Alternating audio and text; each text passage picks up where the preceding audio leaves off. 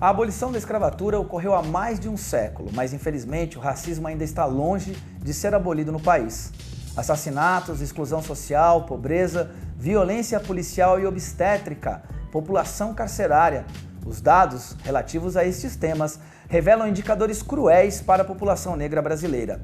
Racismo, dívida histórica, justiça social e protagonismo negro. Começa agora mais um programa TV Câmara Entrevista.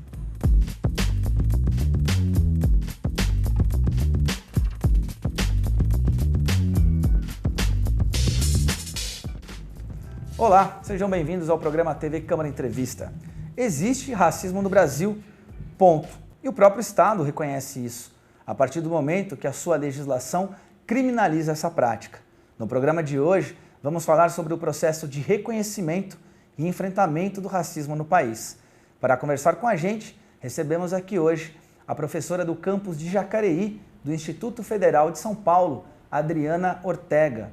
Também está com a gente a Isabela Correia, ela que é do coletivo Nandi, estudante de rádio e TV. E também conosco o nosso convidado, o Cálife Daniel da Silva, do coletivo Palmares Resiste. Muito obrigado pela presença de vocês aqui para falar desse tema. Eu vou começar aqui trazendo um dado, Em 88, por ocasião do centenário da abolição, foi realizada uma pesquisa que perguntava para as pessoas, uma pesquisa realizada na USP, a pergunta era: você tem preconceito? Você conhece alguém que tem preconceito? E 96% dos entrevistados disseram que não tinham preconceito, que não tinham nenhum tipo de preconceito, de cor, de raça. Já para a segunda pergunta, 99% disseram que conheciam alguém que tinha preconceito. A conclusão é que todo brasileiro se sente uma ilha de democracia racial, cercado de racistas por todos os lados. Então, para abrir nosso programa, como é que vocês... Isso em 88, se repetíssemos essa pergunta, o que aconteceria? Acredito que o resultado seria bem parecido. Com certeza.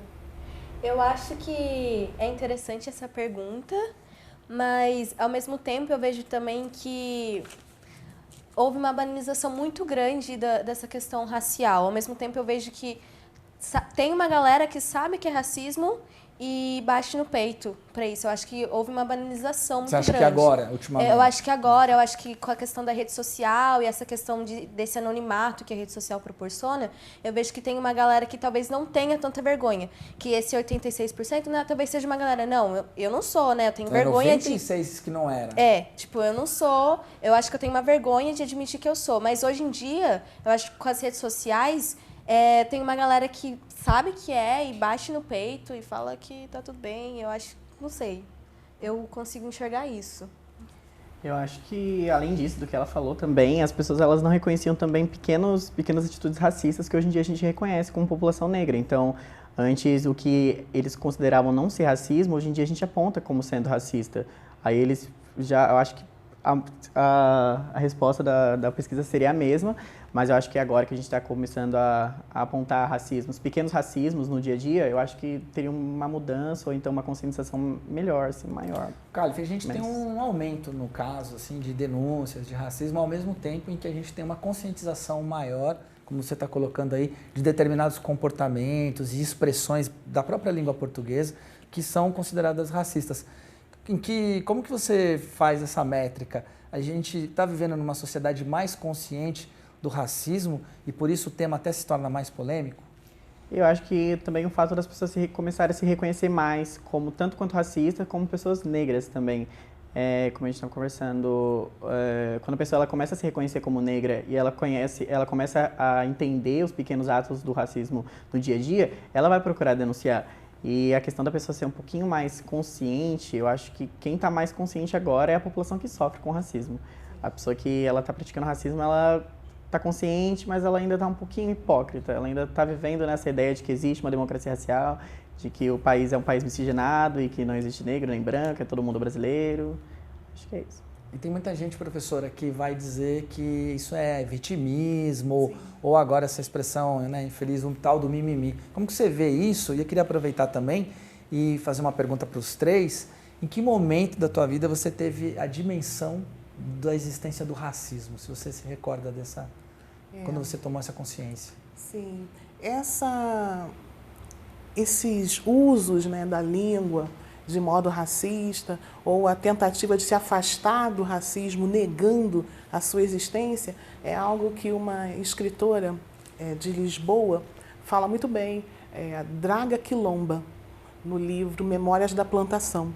Então, ela é psicanalista e artista, e ela trabalha com a ideia dos problemas que trazem lidar com a história, o modo como as pessoas lidam com a história. Então, ela diz que, por morar em Berlim, atualmente, ela conseguiu falar melhor sobre o racismo do que quando ela vivia em Lisboa, ou mesmo nos países nos quais ela também tem... dos quais ela tem ascendência, que é Angola e Moçambique. E ela percebeu que isso tinha a ver com o tratamento dos alemães com relação ao nazismo. Então, eles reconhecem que aconteceu, reconhecem que foi errado, sentem vergonha e querem reparar os danos, né? E isso aqui no Brasil não aconteceu. Não aconteceu em nenhum país onde houve escravidão negra. Nós não chegamos ao ponto de reconhecer que precisamos mudar essa história, que temos vergonha disso. Não, o país prefere negar, as pessoas preferem negar. Então, diante daquele quadro de horror, é melhor dizer, não, isso não existe, isso não acontece. Eu sou seguida numa loja, quando eu entro, eu, Adriana, preciso entrar com cuidado, eu tenho essa dimensão em mim, acho que eu percebi algo assim, a existência do racismo diretamente a mim nisso, né? De entrar numa loja e saber que eu não me sentir bem em atender um celular, por exemplo, abrir a bolsa, porque sempre tem alguém me vigiando, sempre tem um segurança ou um atendente perto de mim vigiando, né? Então, quando eu comento isso, as pessoas falam, não, mas acontece também comigo, mas é diferente, não é a mesma coisa, não é sempre, né? Aconteceu uma vez, né? Então, é algo bem presente na nossa vida. Eu acho interessante essa questão que o Khalif falou de adaptação no conceito do racismo. Eu acho que com a lei é muito mais fácil a pessoa entender que esse racismo mais direto, que às vezes acontece com pessoas mais retintas. Então, por exemplo, chamar a pessoa de macaca, esse racismo mais violento, eu acho que a população hoje em dia consegue enxergar como racismo. Só que agora a gente está num outro patamar, que é o racismo estrutural, que está mais nessa questão de frases que a gente faz, brincadeiras pequenas. Eu acho que essa questão a população ainda não consegue enxergar. E como a instituição também pode acabar sendo racismo, não dando políticas públicas para uma pessoa, não falando da história da população negra dentro da sala de aula. Eu acho que ainda está nesse processo. Quanto a mim, como identidade, eu acho que ocorreu no momento em que eu fui para a escola, que eu acho que essa questão de você estar em contato com outras pessoas. Eu estudei em escola particular, então tinha eu e mais uma menina negra, 3 pessoas mais ou menos. E assim, eu não sou retinta, mas as características que lembram a minha ancestralidade, que é a minha boca, o meu cabelo, o meu nariz, eram características que eram debochadas. E aí, depois, com o tempo, isso era quando criança, adolescente, hipersexualização da mulata, e não sei o quê. E, assim, eu acho muito legal o como eu me identifiquei há pouco tempo atrás, só que a minha irmã, que já é uma geração mais atual, ela se identificou primeiro do que eu. Então, é muito interessante como foi um processo inverso. Ela me influenciou mais do que eu influenciei ela, porque essa geração parece que tem mais uma facilidade, um acesso melhor a essa questão de identidade. A minha experiência com o racismo, ela remonta desde a minha infância. Na verdade, ela sempre foi bem familiar. Eu sempre visualizei a minha família sofrendo situações racistas. A gente mora num bairro, assim, onde, em volta da nossa casa, assim, que é uma casa mais simples, tem casas maiores e a maioria da população ali, meus vizinhos, são extremamente brancos. E ali, assim, dentro dessa realidade, a gente sempre escutava assim, mas eles são pretos, mas eles são favelados, os macacos, não sei o quê. Então, isso foi muito, tipo, a minha vivência, meu reconhecimento do racismo, ele sempre foi familiar. Ele sempre foi a partir da minha mãe, que é uma mulher preta, a partir das minhas tias, da minha avó, do meu avô, que é um homem afrodescendente com características bem grossas. E a minha pessoal, assim, foi na escola também, tipo, tirando a instituição familiar, assim, a instituição escola, ela foi bem, assim, importante, entre aspas, foi bem terrível, na verdade, para reconhecer o racismo, porque eu estudei, assim, numa sala onde tinham 20 alunos do prezinho, havia eu e mais 8 pessoas, assim, não brancas, e era muito visível essa diferenciação. Os professores tratavam a gente diferente, os alunos não faziam amizade com a gente, não tinha aquela coisinha de sentar no recreio, era todo mundo separado, sabe? E aí eu comecei a enxergar isso, tipo, eu tive essa ideia de começar a enxergar numa análise, assim, ou começar a olhar e pensar, putz, tem alguma coisa diferente aí. Por que que a cor de pele de fulano, por que que a minha cor de pele, por que que os meus traços, eles são diferentes, eles são tratados diferentes, por mais que sejam traços finos, por que que isso diferencia nos meus amigos, entendeu? Isso foi muito, muito marcante para mim dentro da escola, assim. E o Calif, a gente, na produção, a gente levantou uma questão que é essa expressão, o colorismo, que é isso que é um pouco o que a Isa estava falando. Você se reconhece como negro, mas você já viveu situações em que as pessoas não lhe reconhecem, apesar de você estar citando essas questões do racismo na escola, você tem que às vezes reivindicar e chamar a atenção para isso? Nossa, eu acho super importante falar de colorismo. Eu também gosto de usar, além de colorismo, a expressão pigmentocracia, que é uma expressão mais sociológica, assim. E o colorismo, ele tem muito a ver com isso, com o reconhecimento, porque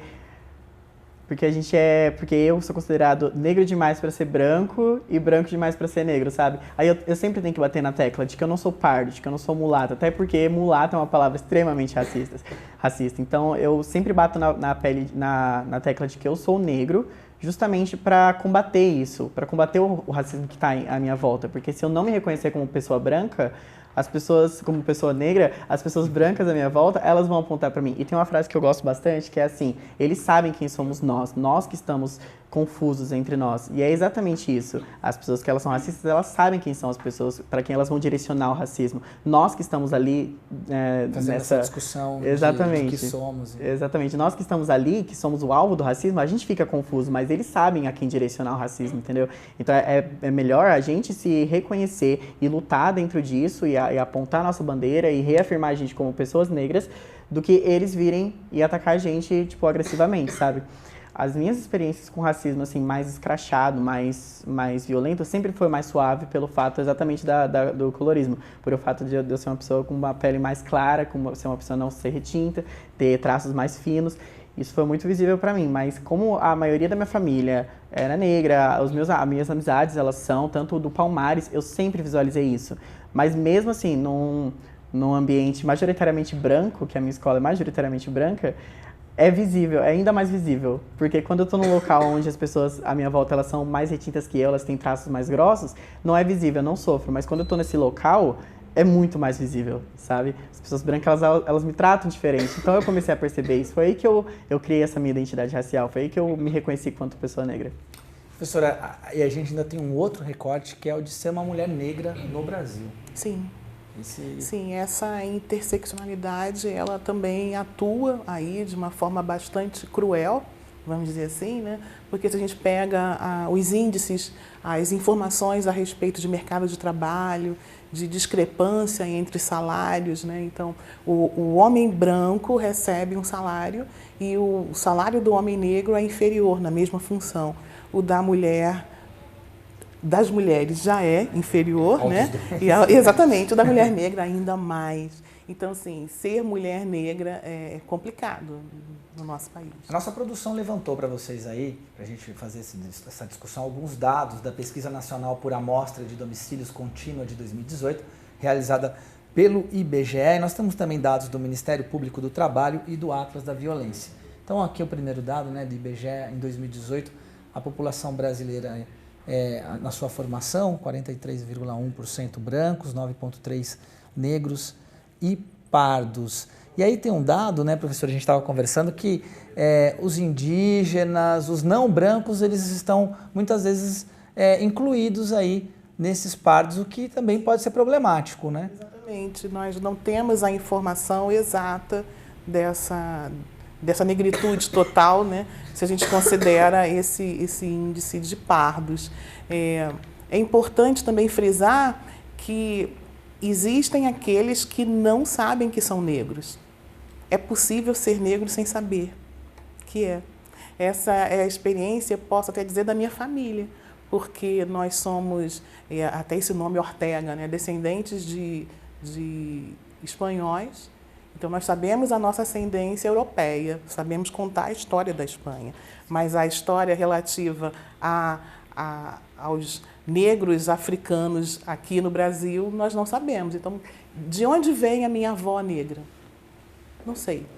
Então, assim, foi muito fácil identificar, por também o meu pai, nessa questão do colorismo, ser um negro branco, porque a pele é branca, mas o cabelo é o cabelo bem crespo, os traços negroides, né? Então, assim, era mais fácil se identificar como branco. A certidão de nascimento dele diz branco, e ele não é branco. E nós ficamos, então, ali identificados como hispânicos, e, na verdade, nós não éramos. Então, foi no final da minha adolescência foi que eu fui entender que eu era negra. E na minha casa há quem não sabe, não se reconhece. Quem não se reconhece. Exatamente. Eu gosto muito dessa questão do colorismo, porque eu acho importante discutir, mas, ao mesmo tempo, pode ser uma estratégia muito fácil para as instituições utilizarem para apagar essa questão do que é ser negro no Brasil. Então, assim, eu acho o colorismo muito importante, principalmente dentro do movimento negro, para a gente saber o lugar de fala. Então, por exemplo, assim, quando a gente fala do colorismo, a gente sabe que pardo, a gente que tem cor mais clara, vai sofrer um racismo não tão direcional, não tão violentado do que uma pessoa de pele retinta irá sofrer. Legal, isso o colorismo ensina pra gente. Mas a gente não pode deixar que o colorismo afete isso nessa questão de apagar do que é ser negro. E eu acho que a gente tem que tomar muito cuidado nas instituições, quando a gente fala sobre colorismo, dessa estratégia que pode ser utilizado para apagar mesmo. Ah, você não é negro, você é quase branco, né? Porque justamente como nós temos esse racismo estrutural que está na organização da nossa sociedade, da sociedade brasileira desde os seus primórdios, o nosso racismo é de marca. Ele não é um racismo de origem.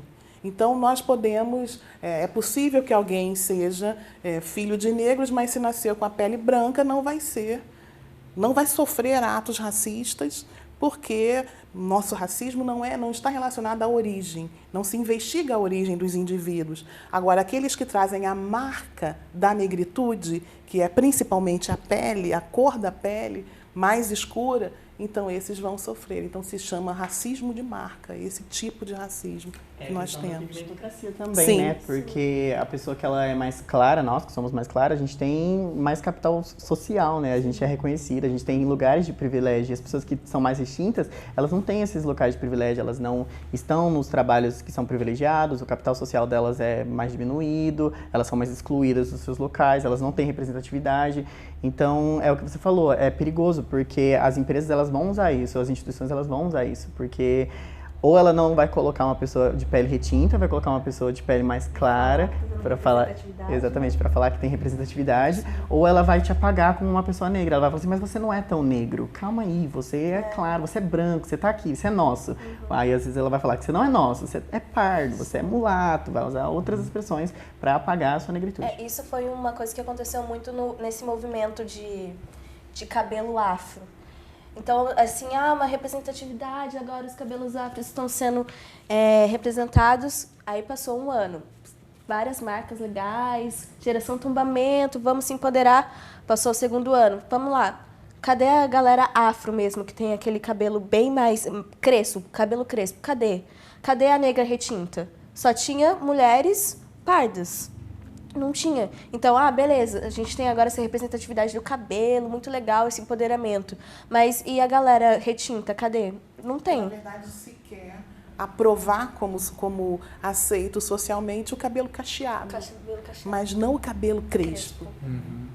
Eu queria passar o terceiro slide, vou pedir para a produção, avança mais um, esses são denúncias, né? Aqui a gente tem esse dado que você falou da questão salarial, os trabalhadores negros no Brasil recebem em média, né, R$ 1.200 a menos que os brancos, e aí se a gente pensar que as mulheres negras ainda recebem menos. Eu quero entrar nessa questão, do mesmo jeito que a gente está falando da tonalidade da pele, como isso pode anular determinadas percepções do racismo, a questão financeira, porque também tem um discurso de que no Brasil a desigualdade ela se dá por uma questão econômica. Tem pessoas que defendem que a cota seja por questões econômicas. Essas questões, esse recorte econômico também pode ser usado como uma forma de mascarar um racismo mesmo por questão de cor de pele no país? Sim. Sim, porque durante muito tempo o que a gente tinha claramente nos anúncios que pediam emprego? Boa aparência. E o que estava por trás dessa boa aparência? Antes disso, né, havia aquela confiança em dizer claramente que iria contratar o branco. Quando não foi mais possível fazer dessa forma, então passou a dizer a boa aparência. Então, o que está por trás dessa boa aparência? Que indivíduos são esses que terão os trabalhos e que trabalhos serão esses, né? Então, nós podemos nos perguntar quantas vezes fomos atendidos por médicos negros. Eu tenho 46 anos, na minha vida inteira só 2 vezes. Quantos professores negros nós tivemos? E aí, se a gente for fazer esse levantamento com cada um aqui, nós vamos perceber que nós tivemos mais professores negros na primeira etapa do ensino fundamental. Não na universidade. Na universidade, eu cursei História e cursei Letras. Em História eu tive 1 professor negro. Em Letras eu tive 2. No mestrado, nenhum. No doutorado, nenhum. No pós-doutorado, muito menos. Então, isso vai diminuindo. Na instituição da qual eu faço parte, eu sou uma das únicas professoras negras. Eu não ouso nem dizer a quantidade de negros, porque eu não sei se os meus colegas sabem que eles são negros, né? Então, além de mim, há uma outra professora que diz, eu sou negra, mas não vejo essa declaração em outros, né? Então, nós somos ali 70 professores, quase. Acredito que 68. Não chega nos dedos de uma mão a quantidade de negros. Acho que foi importante você falar também do fato de que no emprego a gente não aceita, né? A população negra não aceita.